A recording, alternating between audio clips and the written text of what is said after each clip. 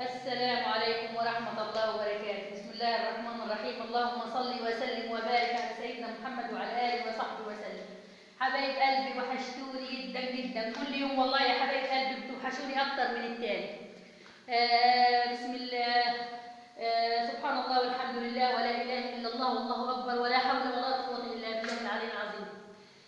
زي ما انتم شايفين يا حبايب قلبي، ده هم 3 أرانب، 2 طبعا نادي وواحد ذكر. طبعا بسم الله الرحمن الرحيم. الأرانب ده أنا شاريهم في يوم سوق الحد، يوم الحد يعني من السوق. الله أكبر يعني والله العظيم، الله أكبر. جايين لقطة، جايين يعني بسم الله ما شاء الله. أنا كان نفسي، أنا كنت بربي أرانب الأول لكن انقطعت يعني فترة، الأرانب ماتت مني فانقطعت فترة، يعني اتضايقت صراحة واشتقت لهم تاني، حبيت يعني أجيبهم تاني. فبسم الله ما شاء الله. والله انا رايحه برضه السوق صدفه يوم الاحد، قلت ايه اروح كده اطل على الطيور والاسعار والحاجات اللي في السوق، لان انا على طول بحب اروح سوق الاحد وسوق الخميس كده كل اسبوع. بجيب طبعا يعني لو لازمني خضار البيت او اي حاجه بحب اجيبها، واطل برضه على الطيور وعلى الاسعار وعلى كل حاجه.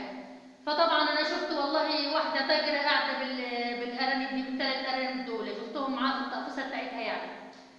فصراحه ربنا يعني انا سالتها، فانا بقول لها الارانب دي بكام؟ قالت لي ما فيش مشكله، تعالي خدي واحنا هنقول لك بكام. فانا جيت صراحه ربنا شفتهم، فقالت لي بس هم يعني قالت لي هم عشر، الارانب دي عشر، الانتيتين عشر، والذكر شاطر يعني بسم الله ما شاء الله، من النوع الجيد اللي عينيه حمرا ده ما شاء الله عليهم، يعني 3 من لون واحد. طبعا كان فيه الوان سوداء والوان تانية، انا ما حبيتش اجيب الالوان دي، انا بحب اجيب يكون لون موحد في الارانب بالذات عشان ولادهم يطلعوا كده زيهم، يطلعوا زي الذكر وزي الانتايه. فطبعا والله العظيم يا حبايبي ما شاء الله جبتهم بسعر خرافي وسعر جميل وسعر رخيص جدا، وانا ما كنتش متوقعه، لان كنت السوق اللي قبليه كنت سائله برضه عن الارانب، كانوا قالوا لي ده الكيلو ب45 و50، اللي هي العشر اللي بقى فيها اولاد دي بتبقى ب55 او ب50، اللي هي الفاضيه ب45. فانا صراحه ربنا يعني برضه شفتهم السوق اللي قبليه كنت هجيب، فما رضيتش، لقيتهم كده مش حلوين وشكلهم بهتم، ما رضيتش اجيبهم. فالسوق ده والله رايحه بالصدفه كده ولقيتهم مع الست، والله العظيم يعني صراحه ربنا ما اتكلمت. انا اول ما قالت لي هم عشر انا صراحه فرحت جدا، لان كان نفسي الارانب كده ما تقعدش بقى تقعد معايا كتير، لسه تكبر وتعشر وتولد وما اعرفش ايه. فطبعا انا خدتهم منها على طول، فسالتها بقول لها الكيلو بكام؟ فقالت لي زي يا حبيبتي زي ما تاخدي انت، يعني ظهر عليك وليه طيبه كده ومش عارفه ايه. فوالله العظيم انا حبيتك، فزي ما تقولي لي انا هديهم لك. انا قلت لها يا ستي لا انا ما اقدرش، انا زي ما تقولي، زي ما بعتيهم زي ما اشتريتيهم شوفي الكيلو بكام واديهم لي. فهي صراحه ربنا قالت لي الاول الكيلو ب35، قلت لها ماشي انت شريتيهم بال35؟ قالت لي ايوه. انا صراحه شاريهم بال30 وهاخد فيهم الخمسه. فصراحه ربنا بصت لقيت واحده جنبها قالت لها اللي هي يعني واحده جنبها قالت لها يا شيخ حرام عليك، ده انت شارياهم ما كملوش ال30، انت شاريه الكيلو ما كملش ال30. فقالت لي والله يا بنتي لا ابيعهم لك الكيلو ب30. فانا صراحه ربنا جيت واخدهم منها ما شاء الله عليهم، يعني كانت فيهم واحده اللي هي الكبيره دي، انا عندهم طبعا الحاجات دي، الحاجات اللي انتم شايفينها دي جنب الحيطه دي، قالت لي على وش ولاده، هي فعلا على وش ولاده، انا لسه جايباهم يوم الاحد وما شاء الله حجمها كبير جدا اهو. والثانيه خلاص يعني لا الثانيه لسه بادئه يعني لسه فيها عيال بس لسه صغيرين، انما دي الكبيره دي خلاص مقربه تلد يعني، حتى يعني اللي عرفني ان هي خلاص على وش الولاده، يمكن تلد كمان النهارده.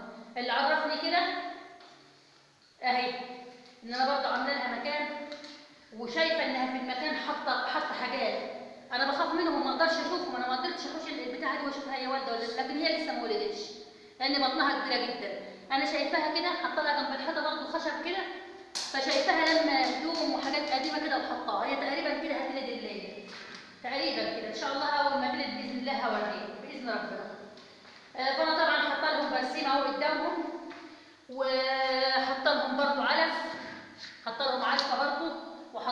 ناشف اهو، وحطهم حاجات يعني كده في الارض. بس انا اللي مخوفني دلوقتي ان طبعا انا حطهم كده على السيراميك، انا حطهم كده في اوضه فاضيه لان ما كانش عندي مكان جاهز يعني. حطهم في اوضه فاضيه وطبعا انا خايفه يعني يكون السيراميك. فبالله عليكم اللي عندها خبره في الحاجات دي وعارفه مثلا ممكن السيراميك يضرها فتقول لي مثلا إيه، احوشها كده في اي مكان تاني، احوشها مع السيراميك هيضرها ولا لا. فطبعا انا عايزه اعرف بقى والله. انا حبيت اصور معاكم برضه واوريكم عشان اللي عندها معلومه ان انا كده حطاهم. هي اوضه فاضيه خالص ما فيهاش حاجه، وبرضه فيها بلكونه هي فاتحه، بفتح لهم الباب في النهار الشيش في النهار كده بندخل لهم شمس، وحاطه سرير كده قديم عشان يلد وراه كده يعني ويتدفوا فيه. وطبعا هي اوضه سليمه ما فيهاش اي حاجه خالص، بس خوفي منه اللي هو السيراميك ده، خايفه يكون ساقع عليهم يجيب لهم رطوبه. لان انا طبعا يعني فرحت ربنا الارنب حساس جدا، وانا بحب الارنب جدا وما بحبش انه اجيبه ويموت مني. فانا عايزه اتعامل معاه كده معامله حلوه من الاول عشان ربنا يسهل كده وينتج. انا ما شاء الله الله اكبر اللي انتم شايفينها اللي واقفه دي الكبيره دي، بسم الله ما شاء الله، شايفه حجمها كبير وبطنها كبيره جدا. يعني هي الوليه ساعات شافتها بتقول لي والله العظيم ان شاء الله دي فيها اكتر من يمكن من 10، فيها اكتر من 10 ارانب صغيرين في بطنها يعني، وكبيره جدا. وقالت لي والله العظيم انا جايباهم بالطلب، كنت جايباهم بالطلب لوحده، قايله لي عليهم بالطلب من حوالي شهر بس. خلاص يا ست ما دام جاني فيهم لقمه عيش خلاص هاخدهم هديهم لك واخد ثمنهم. بس هي والله اعطتني والله العظيم انا ما اتكلمت معاها، والله هي من نفسها قالت لي انا هديك الكيلو ب 30. انا والله ما كنت مصدقه. طب الكيلو ب 30 ازاي؟ ده انا قبل السوق ده في سوق الخميس كنت سائله على الكيلو ب 45 وب 55. فانا والله اتبسطت قوي وفرحت قوي. فانا بقول لها ليه يعني مثلا تديله الكيلو ب 30؟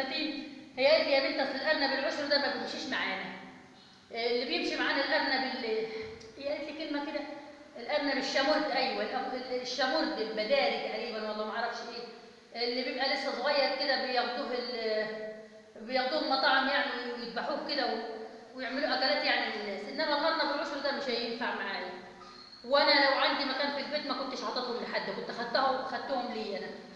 فوالله انا فرحانه بهم قوي قوي ما شاء الله عليهم، يعني بسم الله ما شاء الله.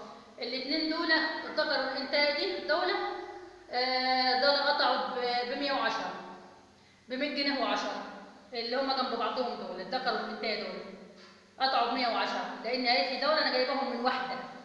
والارنبه دي اللي هي العشر وخلاص على وش الولاده دي، اللي هي لوحدها دي قطعت ب 90 لوحدها. انا خدتهم منها ب 200 جنيه وكنت فرحانه بهم جدا والله. حتى قالت لي برضه لو ما نفعوش معاكي، لو حسيت ان فيهم حاجه وما نفعوش معاكي ولقيتهم وحشين هاتيهم لي مفيش مشكله، هاتيهم برضه مفيش مشكله وانا اخدهم واجيب لك غيرهم. صراحه وليا طلعت سمحه جدا، ويعني صراحه ربنا يعني انا عمري ما اتعاملت مع ستات السوق يعني بيبقى خشان كده وبيبقى يعني معاملتهم وحشه جدا، لكن الست دي والله طيبه قوي قوي ومعاملتها كويسه قوي، والحمد لله يا رب ربنا بيوقف قدامي يعني ولاد الحلال الله اكبر يعني. وبحس ان انا بتعامل مع الناس يعني الحمد لله مش بصعوبه ولا حاجه، الحمد لله من فضل ربنا يعني عليا. فيا جماعه انا حاطه لهم كده بسيم، فبالله عليكم اللي عارفه يعني مش عيب ان احنا نقول لبعض وننصح بعض، واللي عندها معلومه تقولها للتاني. فانا بس اللي عاوزه اعرف منكم ان عاوزه اعرف السيراميك بس يضرهم ولا لا، والعيش الناشف وحش مثلا عليهم ولا انا حاطه لهم برضه عيش ناشف اهو، مكسره لهم عيش ناشف وحطاه لهم. وبرضه البرسيم لاني سمعت على البرسيم انه فيه فيروس اليومين دول يعني مش حلو. والعلفه برضه، وفي ناس برضه قالت لي ما تحط لهمش علفه عشان خاطر العلفه بتسد الرحم بتاعهم، بتعمل دهون على الرحم وما تخليهمش يلدوا على طول. بس بسم الله ما شاء الله. فهي ما شاء الله الله اكبر عليها باذن الله يمكن تلد الليله، عشان زي ما وريتكم برضو ان هي ململمه يعني حاجات اهو زي ما قلت لكم من الاول ململمه يعني حاجات اهو. بس انا صراحه انا بخاف منهم جدا هم لسه صغيرين، فانا ما قدرتش ارفع الخشبه واشوفها ولدت ولا لا. يعني انا شايفه بس بطنها لسه كبيره، فانا هي حاسه ان هي لسه ما ولدتش. فان شاء الله باذن الله ان ولدت الليله باذن الله انا هتابعكم على طول واقول لكم ولدت ولا لا. وشوفي والله العظيم ان شاء الله هعد حتى العدد الارانب اللي هي ولدتها هعدها قدامكم، لان الحمد لله يعني من فضل ربنا انا ما بخافش من الحسد ولا ما بخافش من اي حاجه. يعني الناس بتقول الارانب بتتحسد، الارانب ما حدش يوريها لحد، لا التجار على الله، المتكلك على الله. وانا عارفه ان قلوبكم صافيه وقلوبكم جميله وكلكم بتحبوا الخير لبعض، وربنا يا رب يخلينا كلنا لبعض كده، واحنا بنتعامل مع بعض وبناخد راي بعض وبنشور بعضنا في كل حاجه باذن الله. وحبيبه قلبي اللي عندها حاجه ربنا يبارك لها فيها. وكانت في ستات كتيره برضه كانت بعتالي برضه في الكومنتات ان هم عاوزين يشتروا ارانب وذكوره، يعني ارنبه وذكر. فيا حبيبتي اهو الارانب بتاعتي، واللي عاوزه ما فيش مشكله اديها رقمي او تاخد رقمي اخد رقمها واتواصل معاها واروح معاها السوق ده وتشوف هي تجيني، يعني نتعامل مع بعض يعني وتجيني وانا اشتري لها نفسي ما شريت لنفسي، لان والله انا شايفاهم ب 200 جنيه الثلاثه كبار جدا وعش، يعني جايباهم مقربين، واحده مقربه تلد خلاص يمكن تلد النهارده والثانيه خلاص على وش، يعني برضه مقربه برضه فاضل لها، هي قالت لي فاضل لها بتاع اسبوع 15 يوم الثانيه، انما دي قالت لي هتلد يومين ثلاثه، دي قالت لي خلاص على وش برضه، والذكر بتاعهم اهو.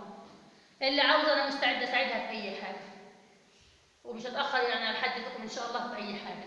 وانا والله دينا عن الطيور كلها الحمد لله انا مبسوطه قوي من الارانب، مبسوطه جدا لاني بحب الارانب قوي. وبحب ربايه الارانب جدا والله.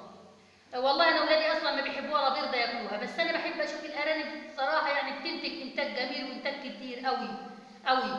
يعني صراحه كنت اجيب الارانب كانت الواحده تلد اكتر من، والله كانت الله اكبر كانت بتلد لحد 10 وتزيد كمان. وما شاء الله كنت احب اشوف ولادهم كده صغيرين واكلهم، وبسم الله ما شاء الله. يعني الارنب انتاجه جميل وانتاجه كتير، يعني كل شهر تلاقي كميه ارنب صغير وكبير احجام كده، وما بيغلبش يعني في حاجه، يعني ما بيكلفكش اكل كتير ولا حاجه، هو بيبقى برسيم وحبه لقمه ناشفه كده زي اللي انتوا شايفينها دي، شويه دشيشه شويه اي حاجه، وما بيتعبش والله، ولا مثلا تقعدي مثلا تحط له تبن ولا تغير له ما اعرفش ايه، لا هو كده يعني ما شاء الله عليه نظيف في كل حاجه، والله نظيف في كل حاجه، في اكله وفي ربايته وفي كل حاجه ما شاء الله عليه الارنب والله. فيا رب ربنا يكرمني يا رب بس وتلد ان شاء الله باذن الله، هي كده اكيد الليله هتلد باذن ربنا. عشان برضه عشان تلاحظوا معايا بصوا كده، لو تبصوا كده هتلاحظوا تلاقوا كده في ميه حمراء، في ميه حمراء في الارض. ايوه انا مش عارفه سببها، بس انا كنت بشوفها الاول وانا مربيه الارنب، الارنبه ساعات تبقى مقربه تولد خلاص يعني تلملم حاجاتها، كنت بشوف الحاجات الحمراء دي في الارض، فهو ده اللي خلاني متيقنه يعني متاكده ان هي هتلد النهارده اهي، زي ما انتم شايفين اهي حاجات مطرطشه في الارض حمراء اهي، او زي ما انتم شايفين اهو، هي دي تدل على انها خلاص هتولد يعني. بس واحنا مع بعض على طول باذن الله هوريكم كل حاجه، وما شاء الله يعني الله اكبر طيوري كلها بخير وبسلامه والحمد لله كل حاجه ماشيه تمام، وكل حاجه كل فتره كده هوريكم، مش هحوش عنكم والله اي حاجه، كل فتره باذن الله هوريكم فراخي وهوريكم الروم وهوريكم الطيور كل حاجه والله بخير وزي الفل ما شاء الله. يعني ربنا يا رب يكرمنا، والله العظيم الحمد لله ما جبت اي علاج لاي حاجه ولا بحب العلاجات والله، حتى ما اضطريت ان حاجه جرت لها اي حاجه بضطر اعمل علاجات من البيت عادي، او ادويه الاطفال او الاعشاب او اي حاجه موجوده عندي في البيت بعملها وربنا بيكرمني فيها والحمد لله الحاجه بتخف. وبرضه يعني اللي بيساعدني قوي ان طول الحمد لله ما بيبقاش في امراض الشمس، انا ببقى على طول مطلعه طيوري في الشمس، فالحمد لله ما دام اسستها بره في الشمس وسخنتها ودفيتها خلاص الطيور بتطلع بقى يعني زي ما يكون عندها حصان، ما بيبقاش فيها اي حاجه. بس يا حبايب قلبي هو ده اللي كنت عاوزه اقوله لكم واعرفكم يعني برضو واخد رايكم. برضو تقولوا لي يعني انا شايفه من وجهه نظري انا ان الثمن ده رخيص جدا على الارانب، لان انا سمعت ناس كنت بشوف ناس تقول لي احنا جبنا الارانب لسه صغيره ما كملتش حتى الكيلو، اللي تقول لي جبتها ب 150 واللي تقول لي جبتها ب 160، فما بقتش مصدقه ولسه حتى ما فيهاش عيال ولا قشرت ولا اي حاجه. ف... فمش عارفه والله، انا فرحانه قوي وحاسه انه بالنسبه لي نقطه يعني. ويا رب ربنا يبارك لي فيهم، وربنا يطعمنا فيهم خير، ويا رب ربنا يحافظ لكم على طيوركم وعلى بيوتكم وعلى اولادكم. والله بتوحشوني يا حبايبي، والله بتوحشوني جدا بين كل فيديو والتاني، ومش عاوزه والله اقفل معاكم ولا اسيبكم دلوقتي. بس يا حبايبي وان شاء الله بقى تشوفوني في فيديوهات تانية باذن الله، اصور لكم بقيه الطيور. وكل ان شاء الله كل حد وخميس هروح برضه السوق وهجيب برضه طيور، كل ما اجيب طيور جديده باذن الله هوريكم. واشوفكم بقى في فيديوهات تانية. وبالله عليكم ما تنسوش بقى اللايكات بالله عليكم، وتعملوا مشاركه للفيديو. لازم تعملوا مشاركه للفيديو عشان يوصل يعني لاكبر عدد من الناس يستفيدوا منه. انا ما قلتلكمش معلومات مهمه ولا حاجه، بالعكس ده انا اللي بطلب منكم المعلومات. بس اهو يعني بقول لكم على الاسعار، واللي عاوزاني اشتري لها او اقف معاها انا مستعده والله. انا مستعده اتواصل معاها واروح معاها في اي مكان اشتري لها اللي هي عاوزاه. بس يا حبايبي اشوفكم في فيديوهات تانية، والسلام عليكم ورحمه الله وبركاته.